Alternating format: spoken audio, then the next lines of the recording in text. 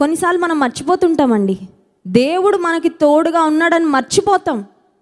మర్చిపోబట్టే ఏడుస్తాం, మర్చిపోబట్టే కృంగిపోతాం, మర్చిపోబట్టే చిన్న చిన్న విషయాలకి చాలా నిరాశ పడిపోతాం. కొన్నిసార్లు దేవుడు నాకు తోడుగా ఉన్నాడు అని ఒక్క రిమైండర్ చాలు నువ్వు పడున్న గోతిలో నుండి నేను పైకి లేపడానికి. One word, my God is with me. నా దేవుడు నాతో ఉన్నాడు. ఒక్క ఆలోచన కొన్నిసార్లు ఎందుకో మర్చిపోతాం. అది మర్చిపోయే అంత చిన్న ఆలోచన కాదు, అది మర్చిపోవడానికి కాంప్లికేటెడ్ మ్యాటర్ కూడా కాదు, చాలా సింపుల్ మ్యాటర్. నా దేవుడు నాతో ఉన్నాడు. కొన్నిసార్లు మర్చిపోతుంటాం. ఇక్కడ గిద్యోనుకు దేవుడు జ్ఞాపకం చేస్తున్నాడు. దేవుని దూత చెప్తున్న మాట, యెహోవా నీకు తోడై ఉన్నాడు అనగానే అలర్ట్ అయిపోయాడు. 13వ వచనం చూడండి. గిద్యోను చిత్తము నా ఏలిన వాడా, యెహోవా మాకు తోడై ఉండిన ఎడల ఇదంతయు మాకేలా సంభవించెను. Reasonable question. ఒక తన మనసులో ఉన్న ప్రశ్నే బయటకు అడుగుతున్నాడు. దేవుడు తోడుగా ఉన్నాడు అని చెప్తున్నావు దేవదూత, కరెక్టే. దేవుడు తోడుగా ఉంటే ఈ గతి ఎందుకు వచ్చింది మాకు? కొన్నిసార్లు మనకు అదే డౌట్ వస్తుంది. దేవుడు తోడుగా ఉన్నాడు కరెక్టే, గతంలో ఉన్నాడు, అని ఇప్పుడు ఉన్నాడో లేదో డౌట్ వస్తుంది. ఎందుకంటే దేవుడు తోడుగా ఉంటే అసలు ఈ స్థితి నా జీవితంలో రాకుండా ఉండాలి కదా. ఈ పరిస్థితి అసలు ఎందుకు వచ్చింది? Why am I here if God is with me? దేవుడు నాతో ఉంటే ఇప్పుడున్న స్థితిలో నేను ఎందుకున్నాను? గిద్యోనుకు అదే ఆలోచన.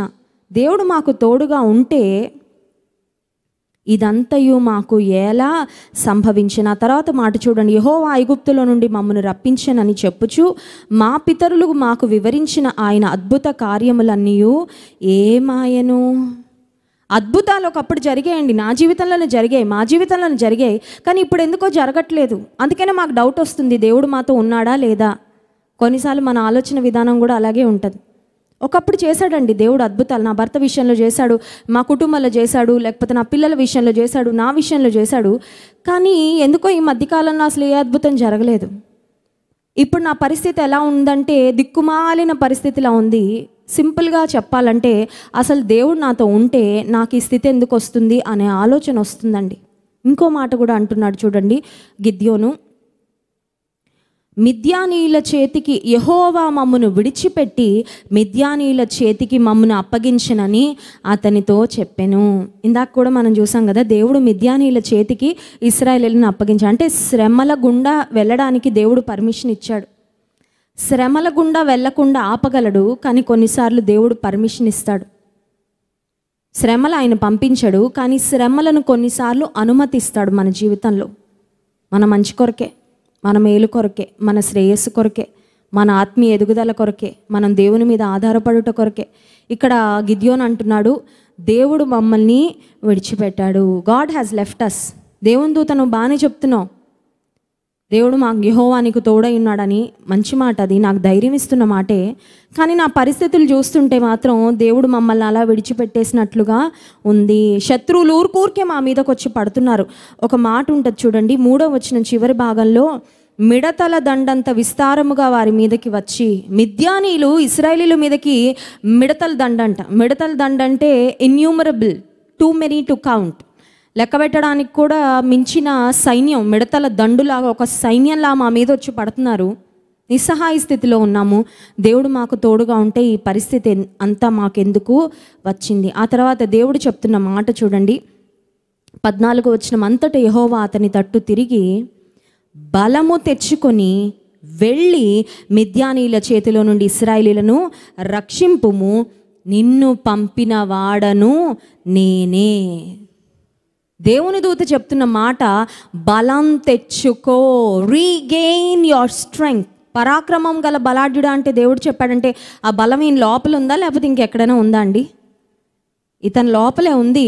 కాకపోతే పిరికితనం వలన ఆ బలం ఎక్కడో అడుగంటిపోయింది, ధైర్యం అడుగంటిపోయింది.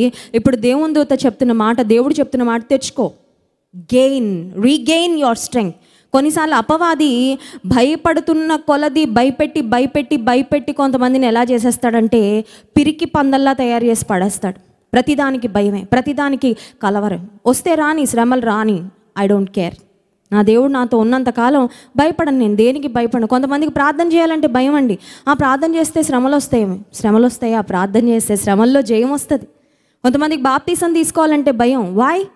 బాప్తీసం తీసుకుంటే శోధనలు వస్తాయంటండి. అయితే మామూలుగా రావట్లేదా? మామూలుగా నువ్వు ఆల్రెడీ పడిపోయే ఉన్నావు శోధనలో. బాప్తీసం తీసుకున్నా కొత్తగా వచ్చేది ఏం లేదు కదా.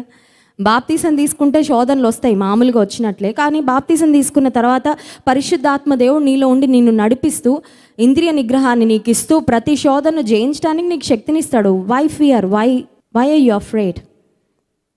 ఇక్కడ దేవుని దూత దేవుడు చెప్తున్న మాట గిద్యోనుతో, నువ్వు బలము తెచ్చుకొని వెళ్ళు, ఇక్కడ దాక్కోద్దు. You are not meant to be a coward. పిరికోళ్లను ఉండడం నా చిత్తం కాదు. దేవుని వాక్యం సెలవిస్తుంది, క్రీస్తు యేసు యొక్క మంచి సైనికుని వలె పోరాడు అని. మన సైనికుల్లా ఉండాలంట. సైనికుడు ఆర్మీలోకి వెళ్ళగానే అటువైపు నుండి 2 బుల్లెట్ల శబ్దం వినబడగానే పిరికోళ్ళ పారిపోయి వచ్చేస్తే వాడిని అసలు ఆర్మీలో పెట్టుకుంటారండి? విశ్వాస జీవితంలో కూడా మనకేం కావాలంటే ధైర్యం, దట్ కరేజ్ అండ్ స్ట్రెంగ్త్. బలం తెచ్చుకో, నువ్వు వెళ్ళు, ఇక్కడ కూర్చోవద్దు, నువ్వు గానుగ చాటును దాక్కోవద్దు. ఈ గోధుమలు దుల్లగొడుతూ కూర్చోవడం ఇది కాదు నీకోసం నేను పెట్టిన పని. నువ్వు నా ప్రజలను విడిపించడానికి, నువ్వు పోరాడడానికి వెళ్ళాలి. You have to go and fight with the enemy. You should not try to hide your self. నువ్వు దాక్కోవాల్సిన వ్యక్తివి కాదు, నువ్వు వెళ్ళి పోరాడవలసిన వ్యక్తివి.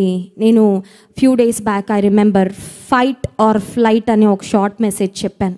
కొన్నిసార్లు విశ్వాస జీవితంలో పోరాడాలి, కొన్నిసార్లు ఏమో పారిపోవాలి. మనతో ఉన్న సమస్య ఏంటంటే నిలబడి పోరాడాల్సిన దగ్గరేమో పారిపోతుంటాం, పారిపోవాల్సిన దగ్గరేమో నిలబడుతుంటాం. శోధన వచ్చినప్పుడేమో పారిపోవాలని దేవుని వాక్యం సెలవిస్తుంది. శోధన వచ్చినప్పుడు అక్కడే నిలబడి శోధనలో పడిపోతారు కొంతమంది. సమస్య వచ్చినప్పుడు, ఆ తర్వాత సవాలు వచ్చినప్పుడు నిలబడాలి, పోరాడాలి. అలాంటప్పుడేమో కొంతమంది ఇంకా నేను పోరాడలేను, నేను జయించలేను అని పిరికి వాళ్ళ పారిపోతుంటారు. అది కాదు దేవుని ఉద్దేశం. ఇక్కడ దేవుడు చెప్తున్న మాట, నీవు బలము తెచ్చుకో, వెళ్ళి మిద్యానీల చేతిలో నుండి ఇశ్రాయేలును రక్షింపు, నిన్ను పంపిన వాడను నేను ఉంటాను, నేను పంపిస్తున్నా. ఈ 2 ఆలోచనలు ఒక్కసారి రాత్రికాల సమయంలో జ్ఞాపకం చేసుకుందాం. దేవుడు మనకి తోడుగా ఉన్నాడా లేదా? ఒకసారి ఈ మాట చెప్పుకుందామా? దేవుడు నాకు తోడుగా ఉన్నాడని చెప్పుకుందాం. అందుమని చెప్పుకోవట్లేదు, చెప్పుకోండి పర్లేదు. దేవుడు నాకు తోడుగా, మై గాడ్ ఈజ్ విత్ మీ. నాతో ఉన్నాడు నా దేవుడు. కొన్నిసార్లు రోజు మందిరానికి వస్తూనే ఉంటాం, రోజు ప్రార్థన చేసుకుంటూనే ఉంటాం. దేవుడు నాకు తోడుగా ఉన్నాడనే చిన్న విషయం మర్చిపోతామండి. Somehow it gets out of the mind. మనసులో ఉండి ఎందుకో చిన్న ఆలోచన వెళ్ళిపోద్ది. అది భయపడిపోతుంటాం, కలవరపడిపోతుంటాం. దేవుడు చెప్తున్న మాట, నేను నీకు తోడుగా ఉన్నాను. రెండవది, నేను నిన్ను పంపిన వాడను నేనే. ఆ తర్వాత గిద్యోను యొక్క సమాధానం చూడండి, 15వ వచనం. అతడు చిత్తము నా ఏలినవాడ, దేని సహాయము చేత నేను ఇశ్రాయేలును రక్షింపగలను?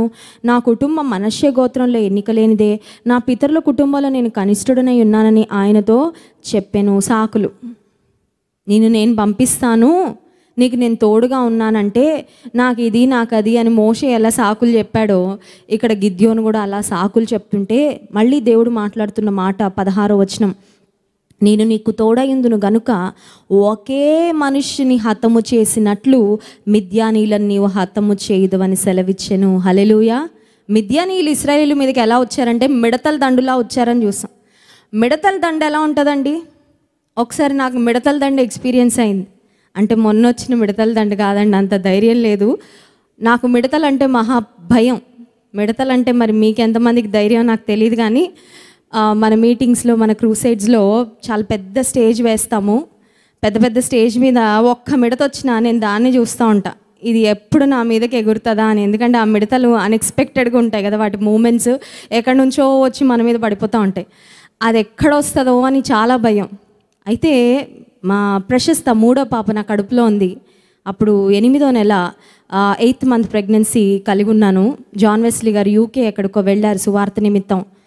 దైవజనులు నాకు ఫోన్ చేసి అడిగారు, ఇక్కడ దగ్గరలో, రాజమండ్రి దగ్గరలో ఒక విలేజ్లో దేవుని వాక్యం అందించడానికి ఒక పాస్టర్ గారు నాకు కాల్ చేశారు. నేను ఇక్కడ ఉన్నాను కదా, నేను వెళ్ళలేను, నువ్వు వెళ్తావా?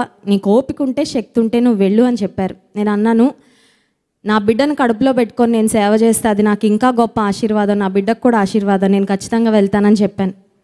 సరే, ఆ రోజు మీటింగ్కి ఇంకాసేపట్లో బయలుదేరాలి. కుండ పోతు వర్షం. అంటే అంత వర్షం అలాగే పడుతుంటే అసలు మీటింగ్ ఉండదు అని అనుకున్నాం.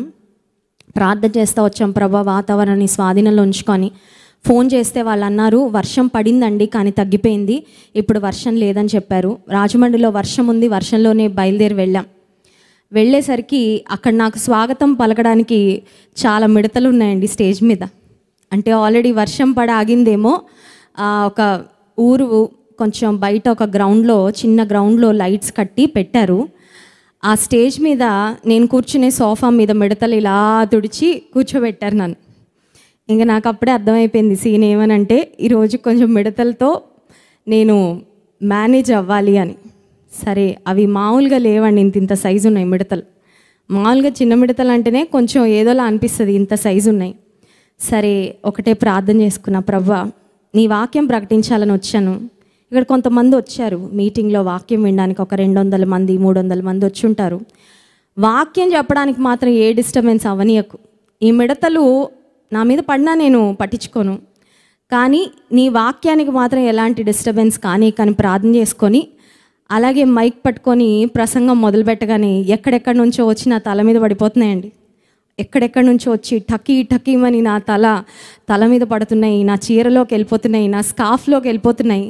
కానీ దేవుని మహాకృప, ఒక 45 నిమిషాలు గంట సేపు వాక్యం చెప్పాను. ఆ తర్వాత ఫైనల్గా ఆల్టర్ కాల్ ఇచ్చాను. అవి అలాగే ఉన్నప్పటికీ దేవుని మహాకృప వలన దేవుడు ధైర్యం ఇచ్చాడు. వాక్యం ప్రకటించిన తర్వాత మళ్ళీ కారు ఎక్కాను. కారు ఎక్కి ఇంటికి వచ్చే లోపు ఒక 15 మిడతలు వచ్చినాయి నా శారీలోంచి బయటికి వస్తూనే ఉన్నాయి. ఇంటికి రాగానే 12 గంటలైంది, అర్ధరాత్రి. ఇంట్లో పిల్లలు వెయిట్ చేస్తూ ఉన్నారు నా కోసం, మమ్మీ వస్తుందని. వెస్లీ గారు కూడా లేరు ఆ సమయంలో. ఇంటికి రాగానే ముందు మిడతల కథ వర్ణించాను. మిడతల కథ వర్ణించగానే మేము ఇక్కడే ఉన్నామని ప్రూఫ్గా ఇంకొక 2 మిడతలు బయటకు వచ్చాయండి, నా చీరలో ఎక్కడో దాక్కుని ఉన్నాయి. ఎందుకు ఈ మాట చెప్తున్నానంటే, మిడతల దండ అంటే అవి మామూలుగా ఉండవు. ఎక్కడి నుంచి వస్తాయో తెలీదు, ఎలా వస్తాయో తెలీదు. మిడతలు వచ్చాయంటే ఆ పంటను తినివేస్తాయి. మిద్యానీయులు ఇశ్రాయేలీల మీదకి ఒక మిడతల దండులాగా వీరి మీదకి వస్తుంటే, దేవుడు గిద్యోనికి ఇస్తున్న ధైర్యము, గిద్యోనికి ఇస్తున్న కాన్ఫిడెన్స్ ఏంటంటే, ఒక్క మనిషిని హతము చేసినట్లు మిద్యానీయులను నీవు హతము చేయదు. ఇంతమంది ఉన్నారు, నేను ఎలా జయించగలను అనుకుంటున్నావేమో. నాకు తెలుసు నీ కాన్ఫిడెన్స్ చాలా తక్కువ ఉంది. గిద్యోనుకున్న కాన్ఫిడెన్స్ లెవెల్ ఎక్కడో అడుగంటిపోయింది. అసలు శత్రువుతో పోరాడగలననే ధైర్యం లేదు. అందుకని దేవుడు గిద్యోని యొక్క కాన్ఫిడెన్స్ను బూస్టప్ చేయడానికి దేవుడు చెప్తున్న మాట ఏంటంటే, అంతమంది ఉన్నారని భయపడకు, ఒక్క వ్యక్తితో నువ్వు ఎలా సునాయాసంగా పోరాడి జయిస్తావో మిద్యానీయులను అలా నువ్వు జయించడానికి నేను సహాయము చేస్తాను. ఇంకా